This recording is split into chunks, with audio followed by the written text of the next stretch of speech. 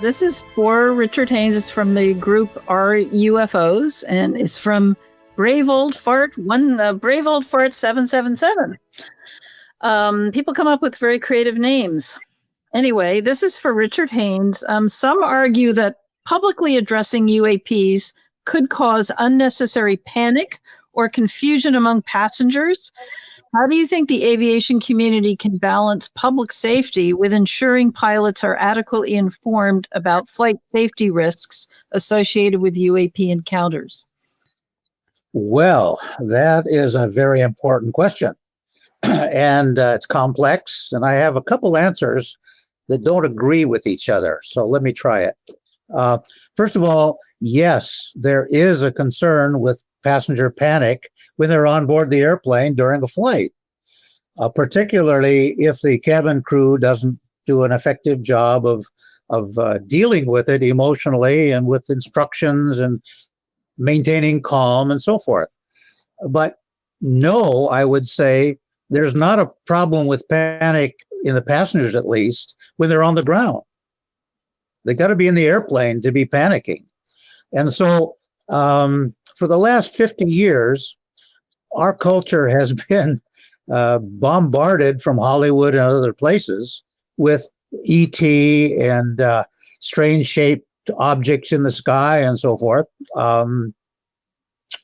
such that I think we've become kind of conditioned. We're more willing to accept the reality of anomalous phenomena in the sky. And so there's not a problem with panic there. Now, where there is panic is in aviation, commercial aviation management.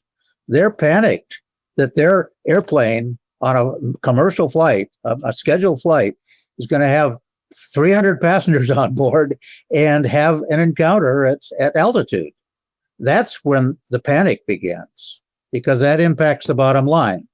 And so the part of the answer, I think, to getting to deal with the panic has to deal with the management, first of all, who will issue better rules and regulations in the cockpit and stewardess training and so forth. The American people, I think, can take a lot more reality than the authorities think.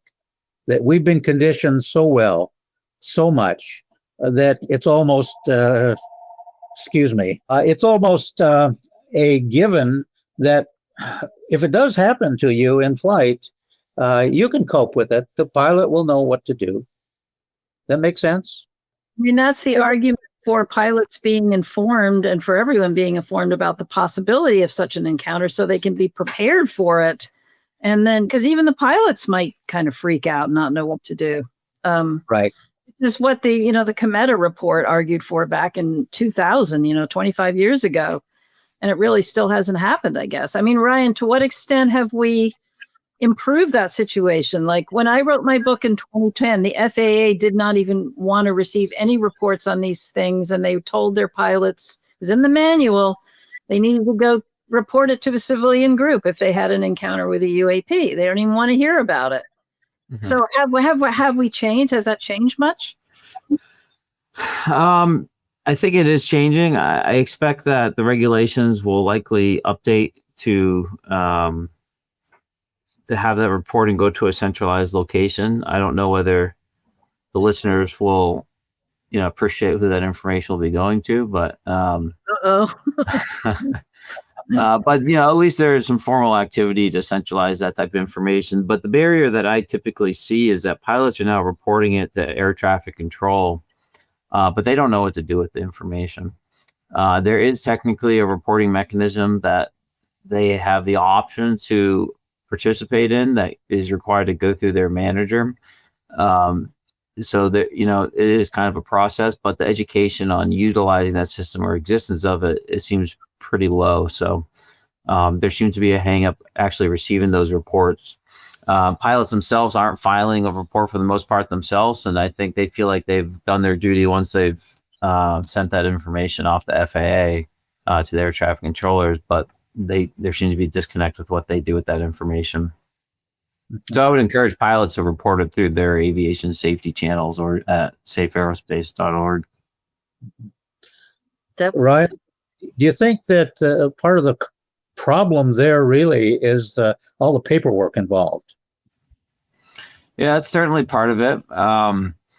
I think even before that, though, there's a lack of knowledge that there's ways to report it. But absolutely, once there's awareness of it, and I've seen that complaint in the military as well.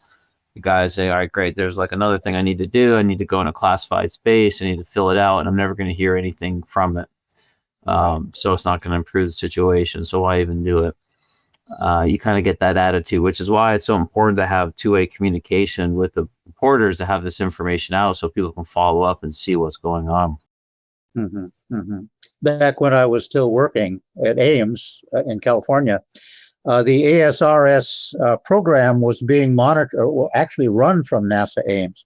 And so I made an appointment to go talk with the director there. This was probably 1995 at the latest, and asked for a printout that they could do of these kinds of reports coming in. And they did. They provided I don't know, about 20 reports to me at that time. They've been very cooperative, I must say. But I'm curious, from your perspective, have they continued to be supportive and outgoing and cooperative? The pilots themselves? No, the ASRS database. Oh, the database. Yeah, sorry, excuse me. Yes. We've reached out to them under the auspices of my work at the American Institute of Aeronautics and Astronautics, in order to provide recommendations for accepting this information. And their program manager has been very open to that and inviting us into conversations. There was actually a interagency working group that was put together in order to generate, an official recommendation on how the system could be improved about a year and a half ago or 2 years ago that we were invited to participate in. But it kind of fell through. It seemed like they were waiting for more guidance from leadership in order to be able to implement, the working group and the changes, and it never came. Mm-hmm. But we're still in contact with them and, ready to support them.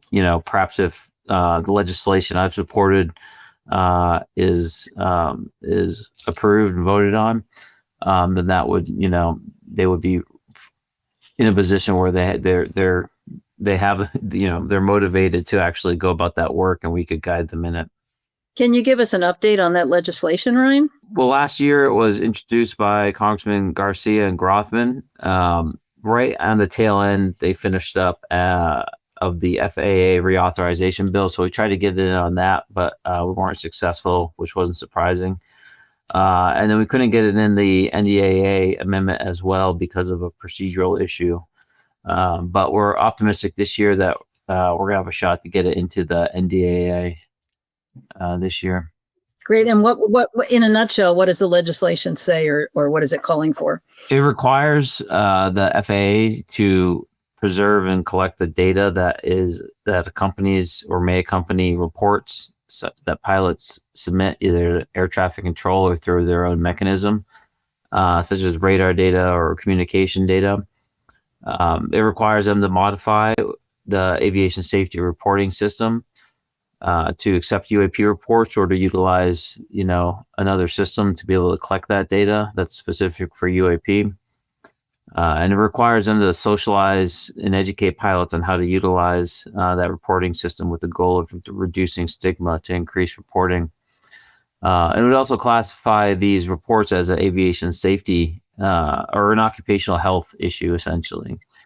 So anyone reporting this would be protected by existing whistleblower protections. Wow, sounds really, really important. Yeah, I think it would really help open up the floodgates. A lot of pilots are still very concerned for their own careers to report this, even today.